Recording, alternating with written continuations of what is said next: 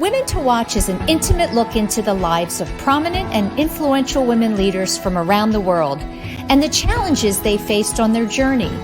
It's the real story behind her title. Join us every week to hear more stories about women from around the world and in your own communities at womentowatch.net. Do you stream on a Roku, Fire Stick, Google TV, or Apple TV? Now you can watch 6ABC 24/7 with the 6ABC Philadelphia streaming app. For the big story on Action News, search 6ABC Philadelphia and start streaming today. Hello, everyone, and welcome back to another week of Women to Watch. I'm Sue Rocco. It's so great to be here.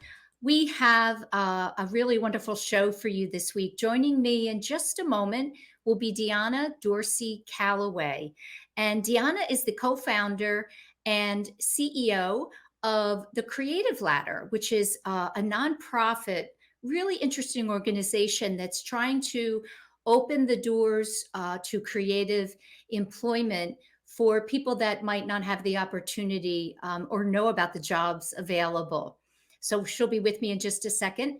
Later in the show, as always, you'll hear from several of our Watch Team contributors. Sherry Morrison is going to be joining us for her lifestyle segment, and she's going to be speaking to Ellen Fisher, the Executive Director for the Young Entrepreneurship Academy, incredible organization here in Philadelphia. You'll also hear from Tracy Samia, CEO of Lancer Skincare, and Carol Eggert, Senior Vice President of Comcast NBC Universal, for our Veterans segment. So now I'm very excited and honored to welcome to the show Dionna Dorsey. Hi, Sue. How are you? Hi, I'm great. It's really wonderful to have you. Finally, we spoke a long time ago. Yeah. Yes, we did. Thank you for your patience. I'm thrilled to be here. Thank you so much for the opportunity. It's great to have you. And I know you have some connections to the Philadelphia area, so it'll be fun to hear a little bit about that. And, I wanted to start with your upbringing and have you share a little bit with our viewers about your background and a little bit about your family that kind of led to your own entrepreneurship and the work you're doing today. Absolutely. So where you were born and raised. Yeah, I was born and raised I was born in Virginia, and I was raised between Washington, D.C. and Pittsburgh. My parents had a amicable divorce. My sister and I traveled quite frequently between Pittsburgh and D.C. We were in Pittsburgh Monday through Friday, and in Washington, D.C. weekends, summers, and holidays. And so we feel that both cities are definitely home. And come from an amazing family of entrepreneurs. We like to spend a lot of time together, so we would frequently travel and visit our family in Philadelphia, which is how I became so infatuated with Villanova University as a young girl. And I can remember being as young as 11, 12 years old, driving by Villanova University and just saying, I'm going to go to that school. And that's exactly what happened. That's one of the many ways I'm connected to the Philadelphia area. And I very much also consider Philadelphia home to me as well. We both went to Villanova. I forgot about that. Mm-hmm. And was that a good fit for you when you think back? It was an amazing fit for me, much more so than I probably knew at that time. I can remember, again, being a young person before I fully understood what college really was and just feeling very connected to Villanova University. Then obviously attending the university and not just having Villanova as my educational playground, but having like all of Philadelphia, very much so, spending time at Temple, spending time at Penn. I had a cousin that was at Penn at the same time, and having family members who were just very influential in helping me get acclimated to another amazing city for me to learn from. My time at Villanova, it's funny, I can remember when I first told my dad that I was going to attend Villanova but study communication. And he said, you've been talking your whole life. I'm not going to spend X amount of dollars to send you to Villanova to continue talking. Why don't you study finance or business? And it was actually an argument that we had on campus, and it was probably our biggest father-daughter fight. But I held my ground. I studied communication and minored in general business and sociology. And I think it was a wonderful platform for me educationally to get me to where I am today. Yeah, you know what? I kind of wish I majored in communications as well, and wish I had added some business, and to have sociology as a third prong. That's incredible because we all know there's nothing more important in business than people and relationships. It's the most important thing as I'm still continuing to learn. Yeah. Yeah, I read that your love of design, came when you were very young as well, just kind of coloring in your coloring books. And um, is that something that you're continuing to seek out in the work that you're doing? Because you do more than just your role with the creative ladder, which we will be talking about, but design. Talk a little bit about the company you started, the Yeah, fashion a clothing district. line, Yeah. district of clothing. Yes, I can remember being as young as 6 or 7 years old and watching gray movies. I never called them black and white because for me they were gray.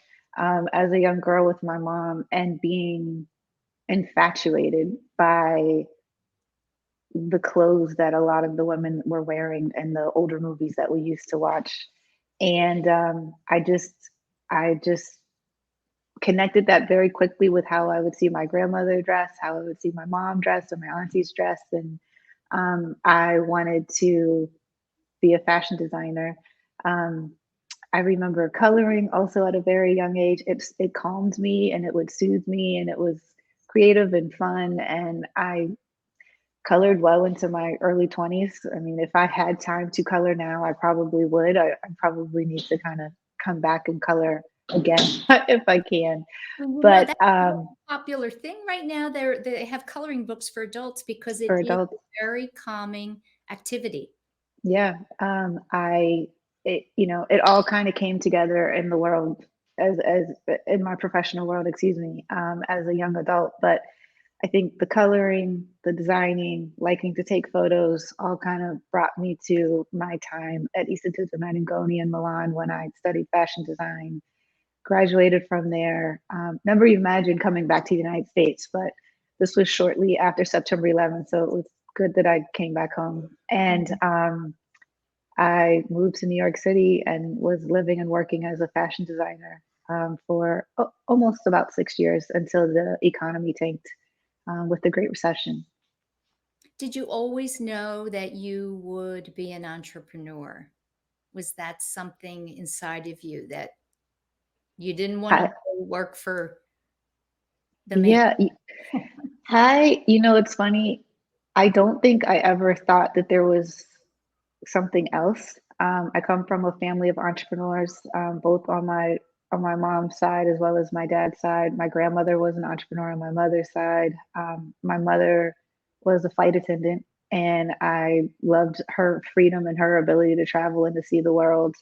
Um, I just knew that I wanted to help people. I wanted to be able to listen to music, and I wanted to be able to color and to do something with clothes. I didn't know exactly what that would be, but it kind of came to a head, I guess, over the last couple of years.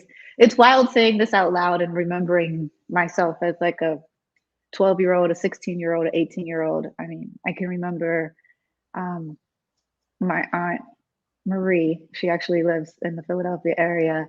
Um, she would buy me crayons every year. I mean, I think up until I was maybe 25 for as my birthday gift or Christmas gifts. So sweet. And she saw that in me. She saw that it was, that there was something creative in me, and she always really very much encouraged that.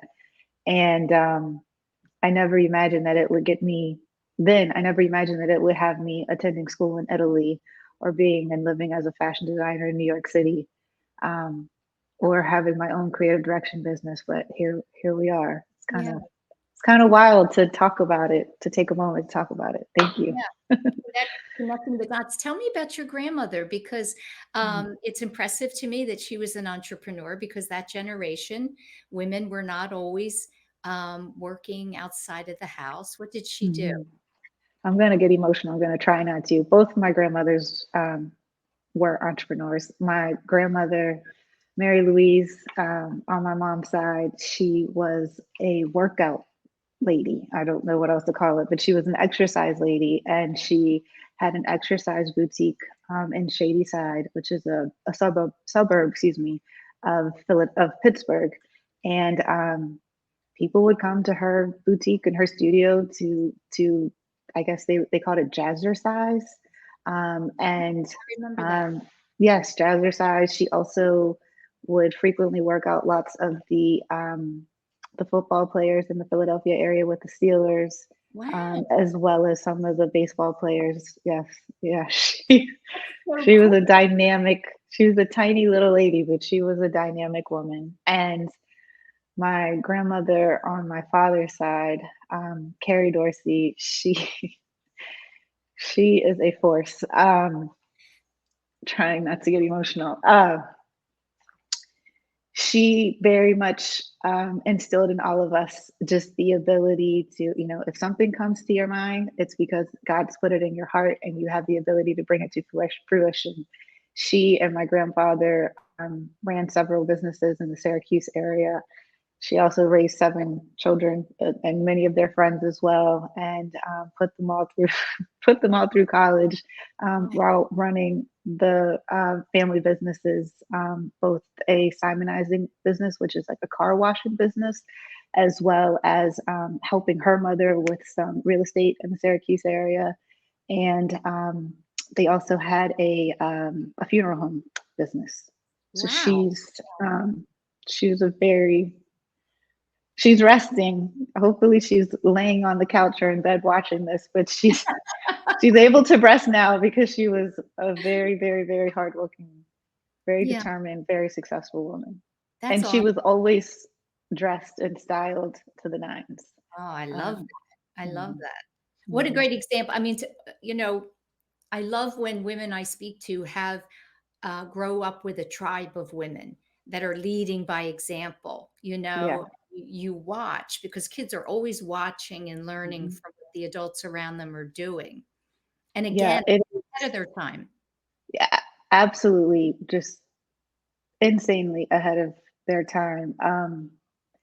My my whole goal and purpose in life is to make God proud and to try to help while I'm here on this earth, but it's really to make my grandmothers and my aunties and my mom proud of what they've all the sacrifices that they've done for me. So Mhm. I did not expect to cry today with you, Sue. Thank Well, you. yeah, this is a different kind of show. Because I, really, I think, yeah, it's these kind of candid conversations touch people, I think, mhm. viewers and listeners, and always, I'm always hoping for someone to have a little aha moment Yeah, themselves from these. yeah. I mean, it's called, Women to Watch, and I'm still watching, my grandmother, my mom, and my aunties. And I'm just very grateful. I'm very much aware of all of the sacrifices that they um, that they did for me to be here, even just to discuss my career with you today. So Yeah, and thank I'm you for that sure, opportunity to share. yeah, I'm sure you're doing that for your children. I know you have what you bonus children, you say. Yes, my Um, bonus babies, and I have my niece and my nephews, and we come from a very tight knit, very close, very loving family, and so you know, we our village is very tight, and so when I think of my nieces and my nephews, they're all my babies. It's kind of yeah, what we say. yeah, Yeah. that's really beautiful.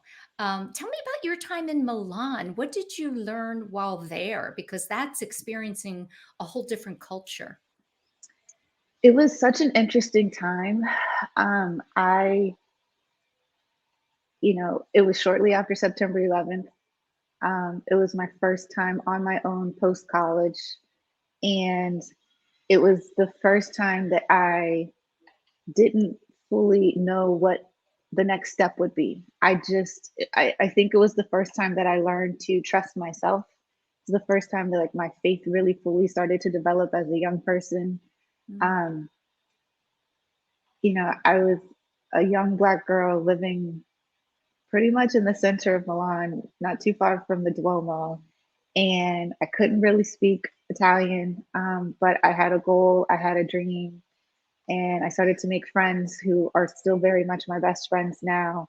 Um, it was such a beautiful time for me to be away from everything that I knew and to get to know myself, like at least myself then. I think the biggest thing that I learned, honestly, was to trust myself, um, to pursue my passions, and not to forget to look up. And when I say that, it's because I can remember for so long I would be rushing back and forth between class, lunch, aperitivo, back to my flat, back and forth, back and forth. And I never really looked up until maybe 6 months into my time there. And I realized, like, whoa, I'm in Italy. I'm not just in Italy, I'm in Milan. I'm in one of the, most beautiful cities, most exciting cities. And it helped me to just learn to trust myself, take a deep breath, look up, fall hard on my face, trust myself, and also to keep moving forward. Yeah, that is such great advice. It's so beautifully simplistic. Look up. It's Yeah. something I've said to my kids because my mother-in-law, that literally is her motto. And she's 94 Mhm. and she always says, look Oh, up, look yeah, up. yeah, It's a great reminder. yeah. So we're going to go into our first break. When we come back, we're going to talk about your organization and how fun it must be to work with Ryan Reynolds. He's kind of famous. Kinda. We'll be right back. We are CHOP, and we can't wait to show you around. We're the nation's first children's hospital. Now, a care network with more than 50 locations that continues to expand. 3 state-of-the-art research buildings with 1.5 million square feet of space. We have grown from 12 beds 165 years ago to nearly 600 beds and one of the best children's hospitals in the world. We have a level 1 trauma center, 11 floors of patient units, more than 20 operating rooms, first of its kind delivery unit for babies with birth defects, a separate cardiac operative and catheterization suite, and places to learn, like our internationally recognized simulation center. We have trained generations of leaders in the field of pediatrics. We are world leaders in medicine, surgery, and science. One of the top recipients in NIH funding for pediatric research. In this building, pioneers in CAR T therapy, mitochondrial disease, brain tumors, hyperinsulinism, and other rare diseases. Here, groundbreaking work in fetal surgery, genetics and genomics, and neurology. In our newest building, leaders in social determinants of health, clinical informatics and epidemiology, autism, trauma and injury prevention. Our patients come from every state and 115 countries.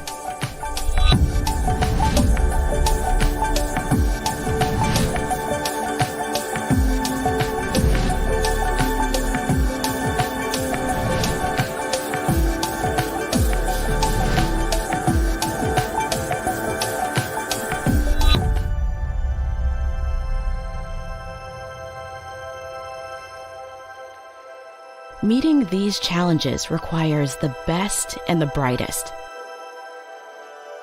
We are passionate about pediatrics. We are motivated to make a difference in the world and in our community. We are a team. We are CHOP.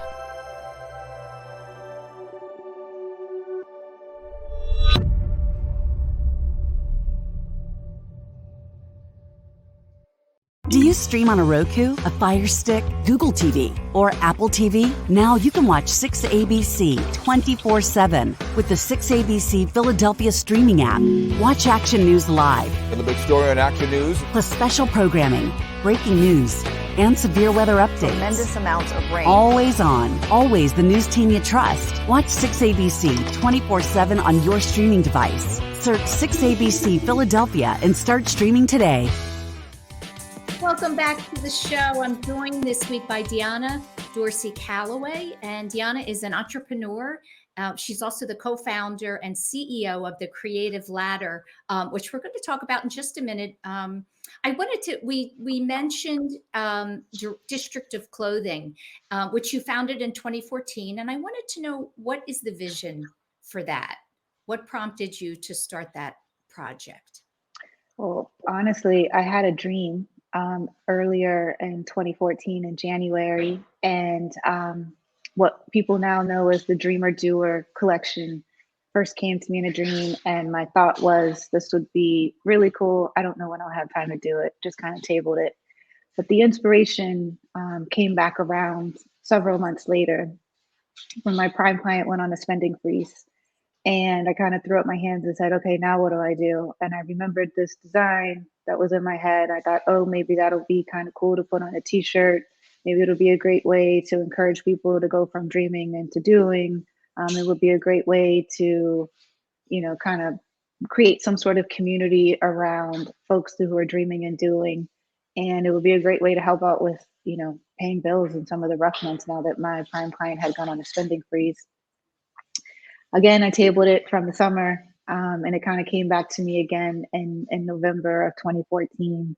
I remember working the whole night of Thanksgiving, and then we sort of launched online. If you can kind of journey back to 2014, this is when Instagram was really like exciting and popping, and I had mentioned it to a couple of my friends that had some like moderate success, having anywhere between maybe 20, 30, 40,000 folks as followers, and they started wearing the apparel. And the goal was really to inspire action and inspire conversation and to inspire self-love for the folks who are wearing the apparel, and to use it as a tool to remind people to keep going. That if something, like my grandmother said, if something comes to you, it's because you likely have the ability to bring it to fruition. Yeah. One of the hardest things I think in the society we live in is listening to that voice, because there's so much noise. Mm-hmm. Why is self-love so important to you? And when did you begin to have that for yourself? And, do you still struggle and kind of go back and forth with it? Where are you with your own self-love? Yeah, I very much love myself. I think I always have, and again, that's because of the women and the men who have raised me. Faith is very much, at the helm of my life, and in order for me to fulfill my purpose, the purpose that's come to me through my Heavenly Father, I have to love myself in my temple so that I can do the work that I've been set forth to do here. And then also to be, a caring and loving human for my community, obviously for my family, and for the people that I believe I've been put here to help and to serve. I have always had a pretty high self-esteem, which, is a great thing. But having a high self-esteem and knowing my worth doesn't necessarily mean that I always understood my value. And that can sometimes be challenging as an entrepreneur or as a young woman in business. That's probably what I struggle with the most, feeling confident with some and feeling valuable, like with some of the work that I do in the communities in which I'm serving. That can be challenging. I get incredibly anxious and incredibly nervous. I don't like public speaking. I'm okay with this because I'm only seeing you here. Right. No one's But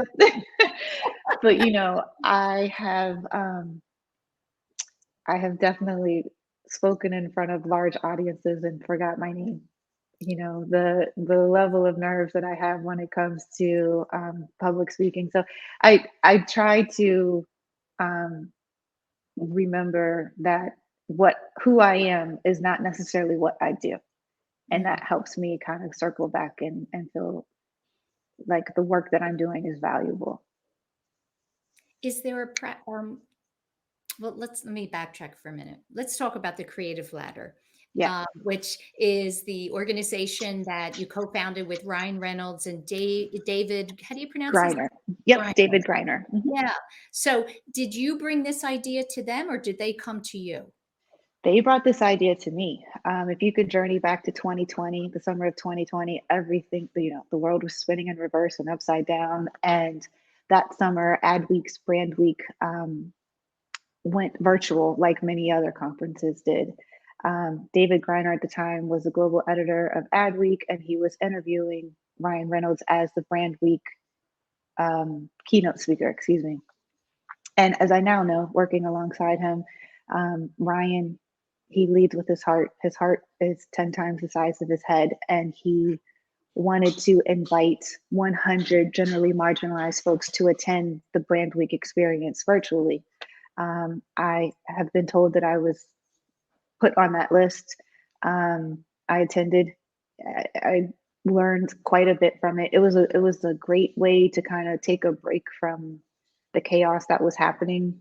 And this was specifically in August. I can't remember the exact week, but it was specifically in August. And August was a really tough time for all humans, but definitely a lot of us Americans here in the country. And it's my understanding that David and Ryan, after their conversation, started pinging each other. Ryan had mentioned a lot of the work that he's doing to make commercial and Hollywood production a lot more inclusive with his group effort initiative. And the conversation just kind of pivoted to, hey, how can we do this for advertising and marketing? As the idea started to conceptualize, I've been told that my name was thrown out there to be a co-founder and as well as CEO. And that was September, October, November of 2020. We started working quiet as we kept it in December of 2020. And we launched, I'm sorry.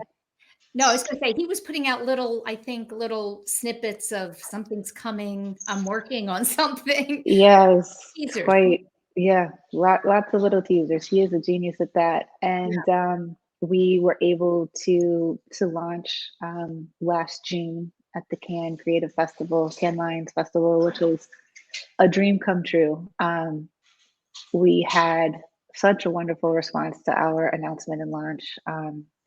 It was Ryan, myself, Janet Foudy, who's the executive board chair of Deloitte, and also our founding sponsor, as well as one of our board members, Danny Robinson. We announced it at the Bloomberg House in Cannes. Just, even just saying that out loud is kind of like, wow. What am I doing here? Or this is I never imagined that I would be sitting on a panel in between Ryan Reynolds and Janet Foudy, who everyone should look up because she is quite a powerhouse, and she's been such an inspiration and so incredibly helpful in helping us find our way as for myself as a young professional woman, but also as CEO and co-founder of the Creative Ladder. She's just been phenomenal. Wow, that's awesome. So when I think about advertising and why it matters that we have diversity, it's so very clear to me because it's so advertising and what is put out in front of the public is so incredibly impactful, especially to young people. So if I were to ask you, why does it matter? What would your answer be? I'm curious too what Ryan was thinking, why he wants to do it because. Right. All industries, but very specifically creative industries, advertising and marketing industries should be reflective of the people that it's serving. And so if you think of your favorite sports drink, or if you think of your favorite sneakers that you like to wear, you want to feel connected to that brand in a way. You want to make sure that that brand feels connected to you in a way where they're not just thinking of you as a woman with money who's buying something. You're trying to build community. You want people to feel connected to your brand in a way that they understand who you are, that they're sensitive to your needs.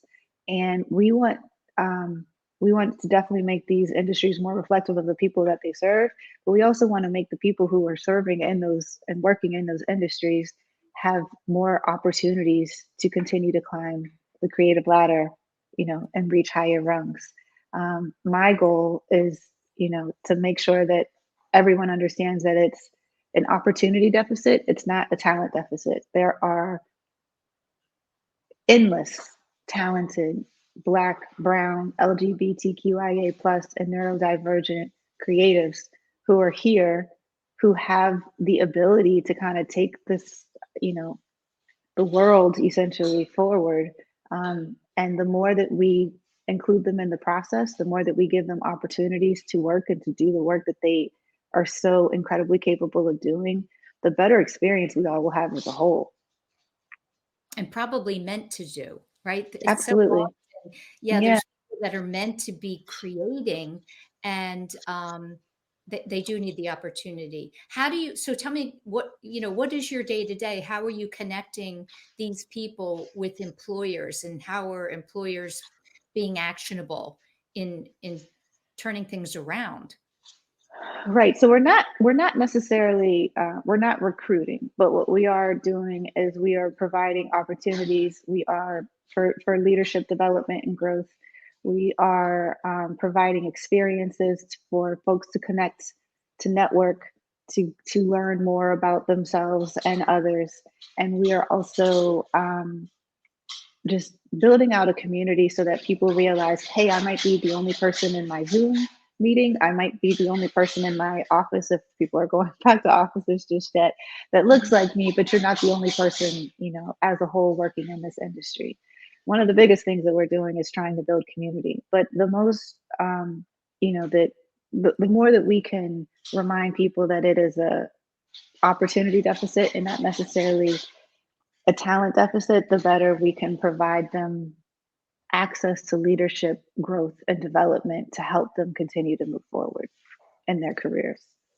And I would imagine your career and Ryan's career and David's career, you already have an incredible network to tap into, to bring these opportunities forward. Um, Tell me this is not a very creative question, but I'm always curious. Like, what's a typical day for you? What do you spend your day doing? Oh, Zoom calls. I'm Zoom on. calls? Yes, I'm on Zoom the majority of the day, and I try to I try to do my best to try to break it up a bit. But the majority of the day, I'm on Zoom, having meetings, working and trying to find ways to build and create tangible impact for our growing community. We're building out various different programs and experiences, both virtual and in person, to give young rising leaders access to um, more senior folks that look like them or understand their experiences, give them access to people who have been incredibly successful, who maybe broke the ground and who can show them the ways in which they can continue moving forward, as well as helping us to raise money to continue making this impact. Um, but I would say 90% of my day is on Zoom calls, building and growing relationships and making sure that people are very much aware of the creative ladder and the work that we're trying to do here. Um, I wanted to kind of circle back to your last question. We are so excited to be able to announce that we have Spike Lee joining us to kick off our Black History Month programming. And our virtual event will be breaking into filmmaking as a creator of color. But can you imagine if there were no Spike Lee? Can you imagine what this world would have been like without all of the work that he's done between his movies, between the Nike commercials, and all of the things that we don't even know that he's done? So just imagine all of the talented young people who have this idea, maybe don't even know that some of these jobs exist, but they have this idea that they're creative. They don't necessarily know how to tap into it or how to hone it. They don't understand that some of these jobs you don't have to go to college for. And we just want to through our high school and collegiate outreach, let them know that these jobs exist. Also let their families know that these jobs are, you can make six figures, if not more, in some of these in some of these jobs. You don't necessarily have to go to school to be a lawyer or a doctor or a nurse or what have you.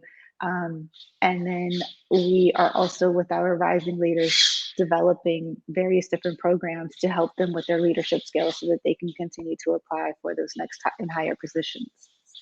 That's awesome. That's exciting. And do you find yourself kind of, I'll say by default, mentoring specifically young women, just because of the work that you're doing? These women are probably young girls coming into your life and need your wisdom for listening to that voice and pursuing your calling, and not to worry about, what society tells you should be doing.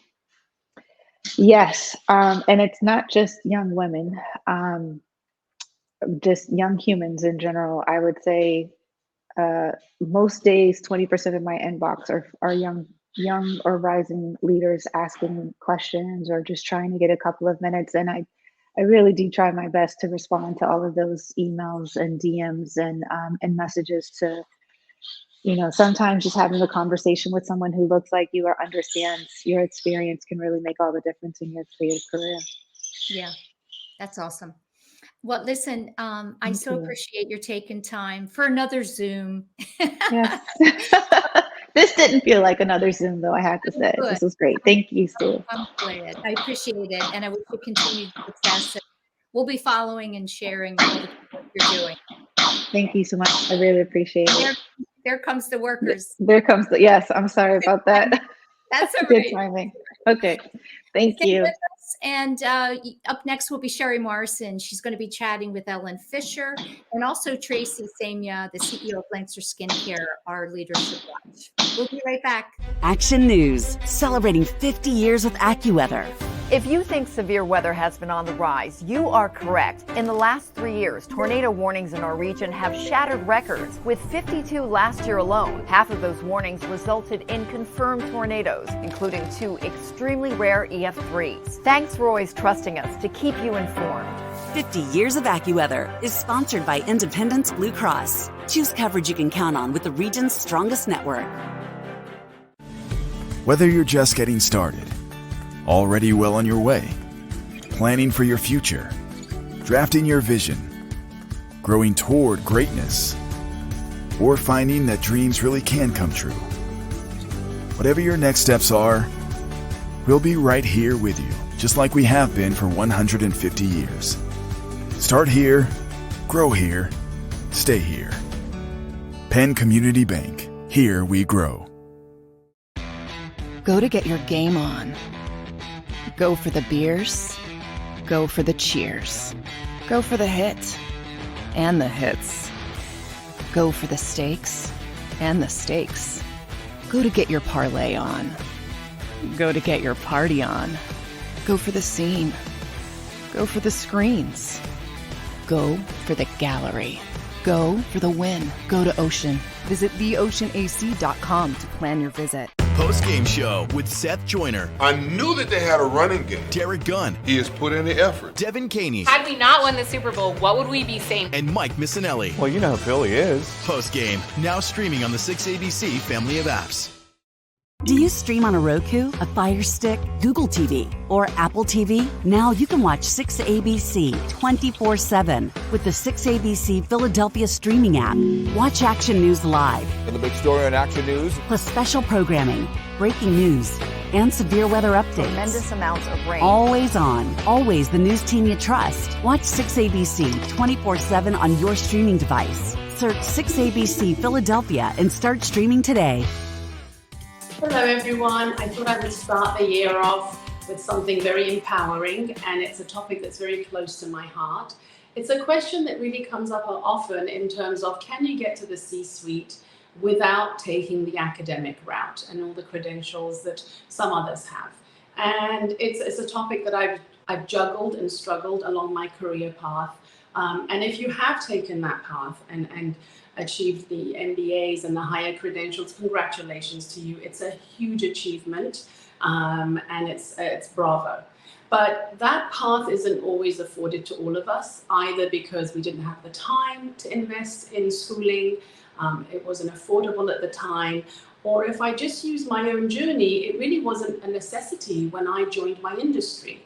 I joined the hair and beauty industry straight out of school for the love of artistry and the gratification and making people look and feel good. And at the time, that's where my passion lied. It was being in the front lines, working with clients and so on. And it was only after about 6 or 7 years of working in that environment that I realized, I want to evolve. I definitely have an interest in team building. I have an interest in creating plans and executing and delivering results. I was intrigued by the business side of things a little bit more. And as I decided to veer to the corporate side of my industry and leave the front line and get into the business side with a manufacturer and so on, it definitely was a very, very hard lane change, because all of a sudden I found myself in a sandbox where I was working with or competing with people that had a very different background than mine. My experience was on the job, the working relationships, the real front line, and often I was in a boardroom with people that had learned it from an academic standpoint. They were purely looking at it from a business, from a numbers side of things. And you could see at times we were speaking different languages, or we would think processes through very, very differently. And it was a challenge. It definitely had its tough moments. I had a lot of self-doubt. I didn't know if I belonged. I felt like the odd one out. And really that brought on a very, it was a deep question of, do I continue on this path, or do I go back to school, start from square one in order to be able to climb the ladder? And I had a real aha moment, a light bulb moment, which was everybody's experience is credible and very, very much needed. There is not going to be a one size fits all, one pathway that fits for all. So fantastic, somebody else has the academic experience that they bring to the table, and I have the real world and life and work experience that I bring to the table. But what I had to do, it was first make that shift change in my own mind that this was very valuable, that my experience was not inferior in any way, it was just different. And that in order to climb the ladder of leadership in an organization, it really just comes down to the results. Can you deliver the results?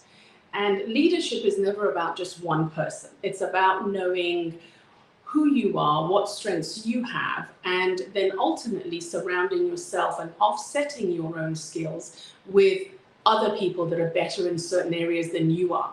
So if I looked at it in that way, then it didn't matter whether I was in the center and I came from an academic background or I came from a frontline work experience background. It was about how do you put the best winning team together. And so I decided that I was going to forge forward with my own strengths and my own assets and just focus on the results. It definitely worked a lot in my favor that I was always in entrepreneurial type companies, because I think those companies afford you a little bit more space to be outside of the box.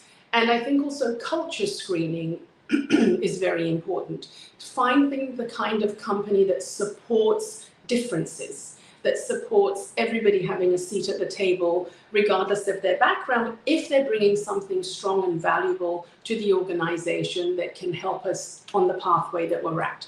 So I pulled all of that together and I decided that I was going to stay my pathway and I was going to stay the course and fight my way up the ladder until I got to the position that I wanted, which was CEO, where I am today. Having said all that, I would say that the question isn't so much, is one pathway right or one pathway wrong, or one's better than the other. It really shows us that there's multiple different pathways to getting to the C-suite.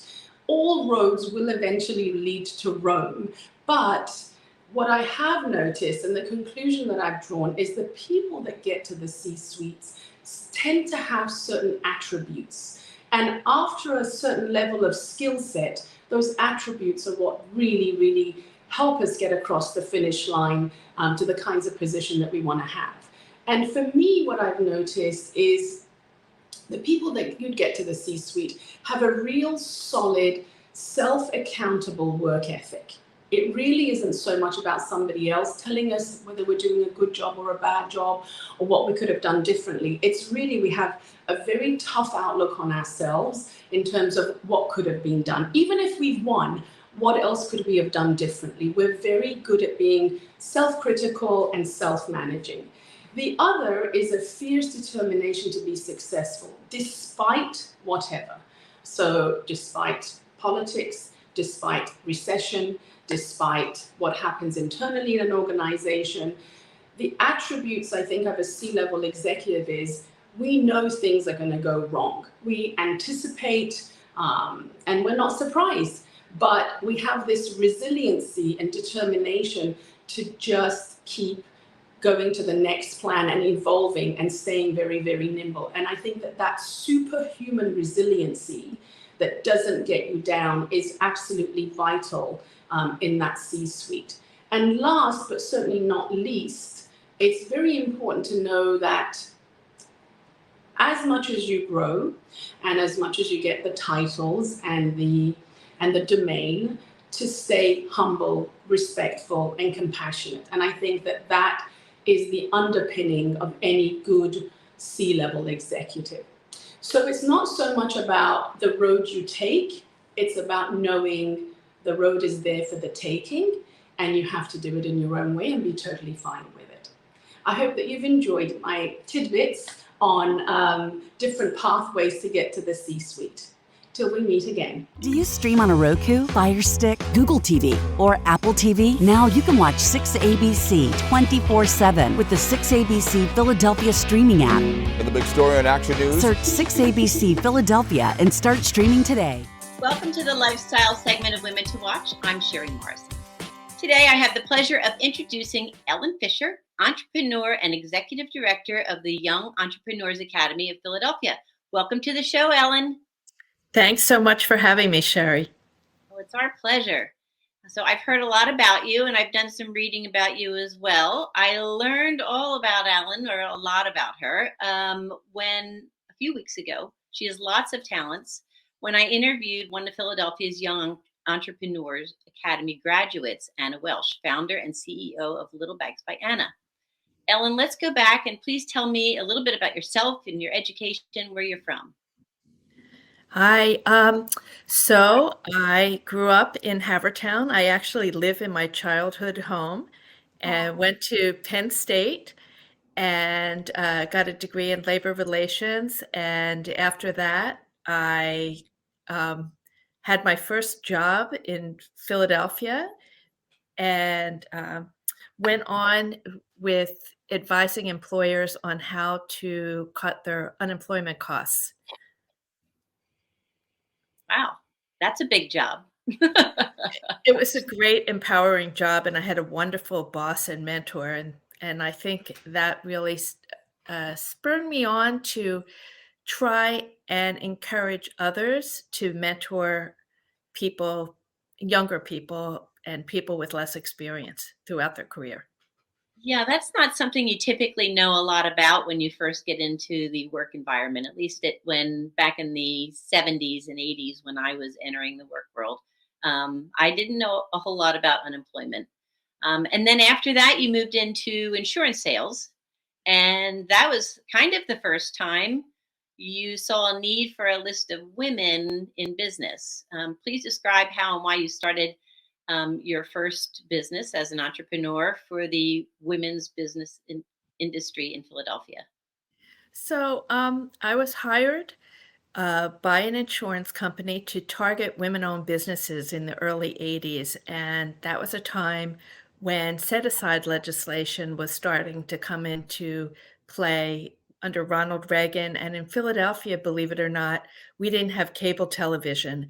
And one of the requirements of one of the innovative women on city council said, you know what, if you're going to get these cable contracts, you have to set aside a certain amount of your business to go to women and minority-owned businesses. So that was another need that was out there to help fill that. And so the insurance agencies, they said, look, we want you to sell to women-owned businesses. And I said, sure, give me the list. And it turned out, of course, there was no list. And I wasn't the only one who wanted a list. So that was how I came up with my idea for the Women's Yellow Pages. Mm-hmm. It's a great idea. I helped launch or start a company, and I was the first employee, and I needed a similar list, but it wasn't all women. But it is amazing because that was really pre-computer. Wasn't like you could dial in and Google things. You had to go to the Chamber of Commerce and all the other different offices around the city and outside of the city to gather that information. And so through that connection and all of the amazing connections you accumulated, starting the Yellow Pages for women's businesses, you started to get requests to sit on different boards. And one thing you mentioned that really made me chuckle was that for a woman to get a loan for a business, she had to have a co-signer, a male co-signer. So how crazy is that? And to not have cable in Philadelphia with Comcast headquarters right here. That's another. I mean, times have changed. They certainly have. In fact, Comcast, an executive at Comcast, I visited them, and I don't think I even understood what cable was. And I visited them, and they actually gave me my first couple $100 donation. So for starting the Women's Yellow Pages, because they needed that list as well. Oh, that is awesome. So through all of these connections, then you started to get requests to be on boards of different nonprofit organizations around the city. Yeah, that's pretty much how that happened. When you're sort of on pulse with women-owned businesses, there's a lot of people that want to have your insight. So one of the boards I was on was approached to run a program called the Young Entrepreneurs Academy that was based and founded in Rochester, New York. And the board members looked around the table, and I said, I know you're passionate about this, Ellen, and teaching kids about financial literacy and entrepreneurship. And they said, would you want to run this? And it was a great second, give back career for me to do something I've always been passionate about.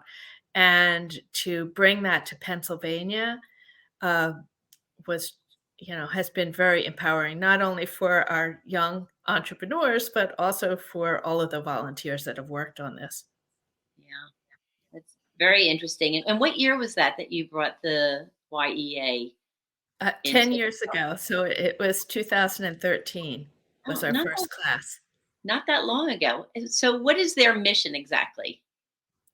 To have students, middle school students and high school students, start and run their own businesses. So they start as a student, they end as a CEO. That's fantastic. And how many students do you think you typically have going through the program at one time? How long does a session last? So the program is for a year, for 28 weeks from November till May. And we tend to have around 15 students a year. So they apply for it, and then a selection committee selects which ones they thought would be the most successful, and then they run through the whole year with us. Great. And you provide a couple of opportunities for the kids to speak in front of panels of experts, and then also a group of investors, advisors who make up these panels? Yes. So the students have a lot of opportunities to do public speaking. In fact, that's something I'm really proud of, that when I saw Anna Welsh, one of the students you interviewed, she was so poised, and I sent it to a former teacher, and she said, oh, we taught her that. Anyway, so we're very proud of their public speaking abilities. They they create a real business and they pitch to a panel of investors, people that are actually donating money to give the kids modest startup funds. Primarily, they are small business owners. This year, we have a dean of a business school that's going to be on the investor panel. They're business owners that started from the ground up, often young entrepreneurs. They started when they were younger, so they really see the benefit of a program like this. Yeah, and that's what Anna had mentioned in her interview. She started when she was 12 in sixth grade. And she said that she was one of the younger ones and really got to take advantage and appreciate going through the whole process, where some of the kids were older, they were in 11th or 12th grade, and doing it to kind of start a program and help them get into college in business schools and such. So she really got a lot out of the program, because she's been doing it now for 6 years successfully. And it's going to continue once she gets to Boston. Amazing, isn't it? It really is. Do you know how many young entrepreneurs have gone through the program nationally and in Philadelphia?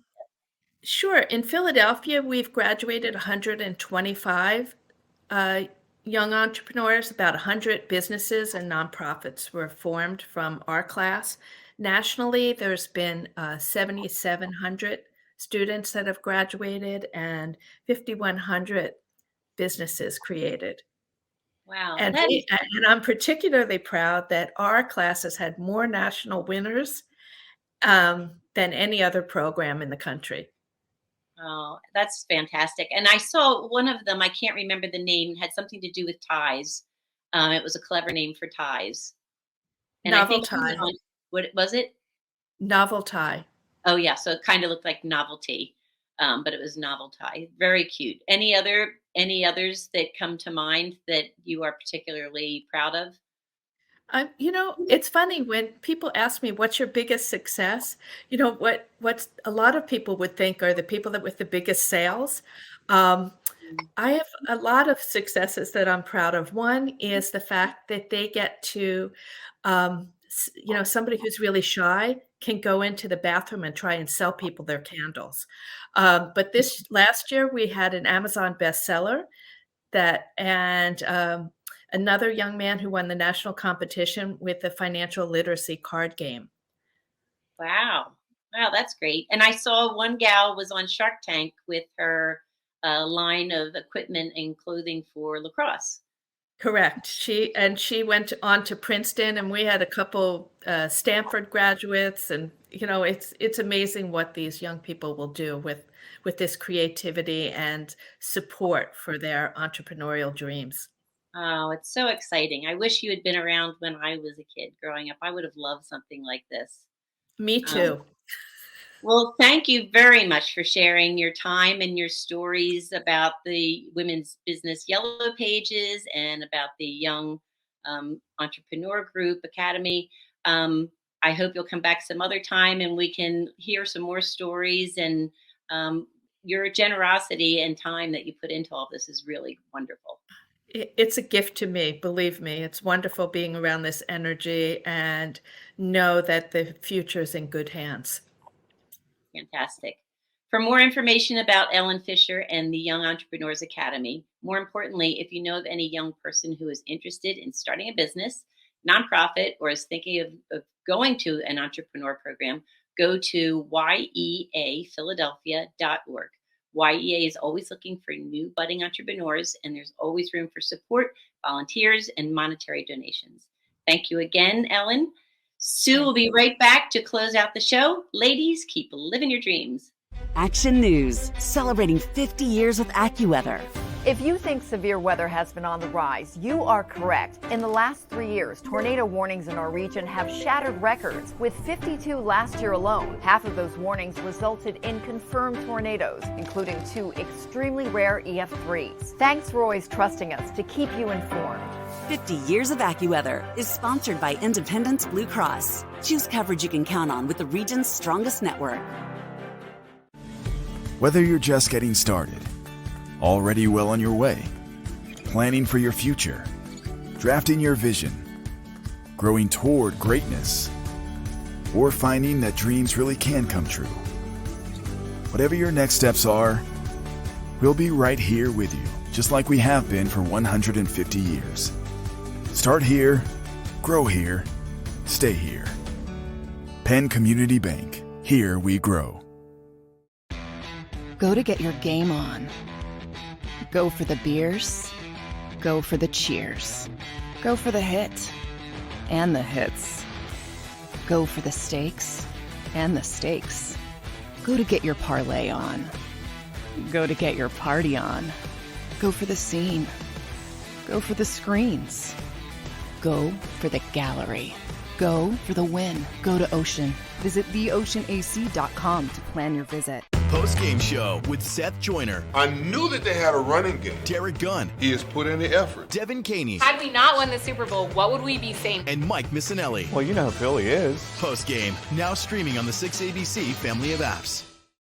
Do you stream on a Roku, a Fire Stick, Google TV, or Apple TV? Now you can watch 6ABC 24/7 with the 6ABC Philadelphia streaming app. Watch Action News live. And the big story on Action News. Plus special programming, breaking news, and severe weather updates. Tremendous amounts of rain. Always on. Always the news team you trust. Watch 6ABC 24/7 on your streaming device. Search 6ABC Philadelphia and start streaming today. Welcome back, and thanks so much for being with me this week for another week of Women to Watch. I hope you enjoyed my conversation with Dionna Dorsey.